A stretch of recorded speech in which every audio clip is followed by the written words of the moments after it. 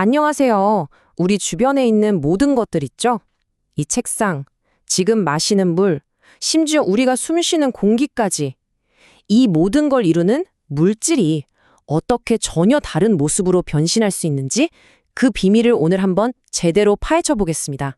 바로 물질의 상태에 대한 이야기입니다. 자, 한번 생각해 볼까요? 딱딱한 얼음 조각, 찰랑거리는 물웅덩이, 그리고 저 하늘에 둥실 떠 있는 구름. 이 세 가지는 정말이지 완전히 달라 보이잖아요. 그런데 과연 어떤 공통점이 있을까요? 정답은 정말 놀랍게도 이 모든 게 전부 물이 하는 사슬입니다. 단지 고체, 액체, 기체라는 서로 다른 옷을 입고 있을 뿐인 거죠. 이게 바로 오늘 우리가 탐험할 물질의 상태라는 신비로운 세계의 가장 중요한 핵심입니다. 그럼 가장 먼저 우리한테 가장 익숙한 세계부터 한번 시작해 보죠. 우리가 직접 눈으로 보고 손으로 만질 수 있는 물질들은 도대체 어떤 특징을 가지고 있을까요? 이 표가 그 차이를 아주 명확하게 보여주는데요. 핵심은 자유의 정도라고 생각하시면 돼요. 고체는 모양과 부피가 딱 고정돼 있죠. 가장 얌전한 상태라고 할 수 있고요. 액체는 부피는 그대로지만 모양의 자유를 얻어서 어떤 그릇에나 담길 수 있습니다. 그리고 기체는 이건 완전 자유로운 영혼이에요. 모양과 부피 모두에서 완전한 자유를 얻어서 주어진 공간을 그냥 가득 채워버리죠. 특히 압축되는 성질은 기체만 가지고 있는 아주 중요한 특징입니다. 좋습니다. 이제부터는 현미경을 들고 물질의 속을 아주 깊숙이 들여다볼 시간입니다. 우리 눈에 보이는 현상 뒤에 숨어 있는 보이지 않는 입자들의 세계로 한번 들어가 보시죠. 여기서부터가 진짜 재미있어지는 부분인데요. 가장 중요한 원칙이 하나 있습니다. 우리 눈에는 가만히 멈춰 있는 것처럼 보이는 이 모든 것들, 이 단단한 색상조차도 사실 그 안에서는 수억 개의 작은 입자들이 쉴 새 없이 꿈틀대며 움직이고 있다는 거죠. 정말 놀랍지 않나요? 바로 이 슬라이드가 아까 우리가 봤던 현상들의 이유를 설명해주는 열쇠입니다. 고체가 왜 그렇게 단단할까요? 입자들이 서로를 아주 강하게 끌어당기면서 꼼짝 못하고 제자리에서 떨기만 하거든요. 그럼 액체는 왜 흐를까요?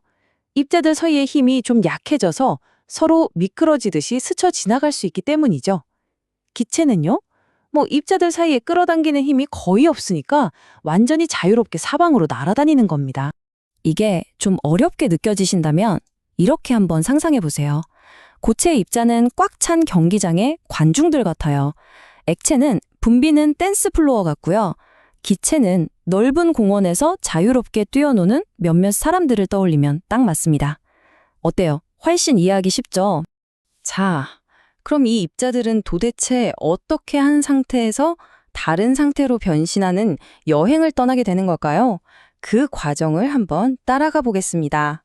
상태 변화라는 건 말 그대로 물질이 다른 모습으로 옷을 갈아입는 거예요. 그리고 그 변신의 스위치를 누르는 건 바로 에너지, 우리가 보통 온도로 느끼는 바로 그것의 변화입니다. 이 변신에는 총 6가지 공식적인 이름이 붙어 있어요. 고체가 액체로, 즉 얼음이 녹는 걸 융해, 반대로 물이 어는 건 응고라고 하죠. 액체가 기체로, 빨래가 마르는 건 기화, 반대로 차가운 컵에 김이 서리는 건 액화입니다. 그리고 좀 특별한 경우가 있는데요. 드라이 아이스처럼 고체에서 액체를 건너뛰고 바로 기체로 점프하는 걸 승화라고 부릅니다.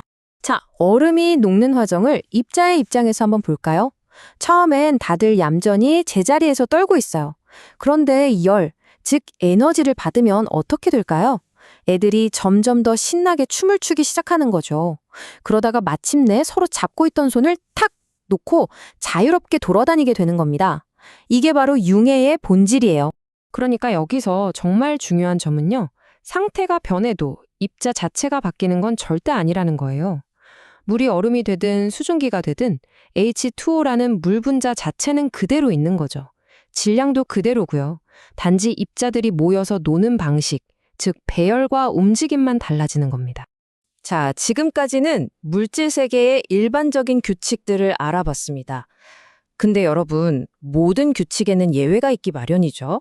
이제부터는 이 규칙을 깨는 아주 재미있는 녀석들과 몇 가지 수수께끼를 만나보겠습니다. 대부분의 물질은요, 얼 때 즉 고체가 될 때 부피가 줄어들어요. 입자들이 더 똘똘 뭉치거든요. 근데 물은 정말 독특한 친구입니다. 오히려 얼면서 부피가 커져요. 그래서 얼음이 물보다 가벼워져서 물 위에 뜰 수 있는 거고요. 바로 이 별난 성질 덕분에 추운 겨울에도 강이나 호수 속 물고기들이 살아남을 수 있는 거랍니다. 정말 신기하죠?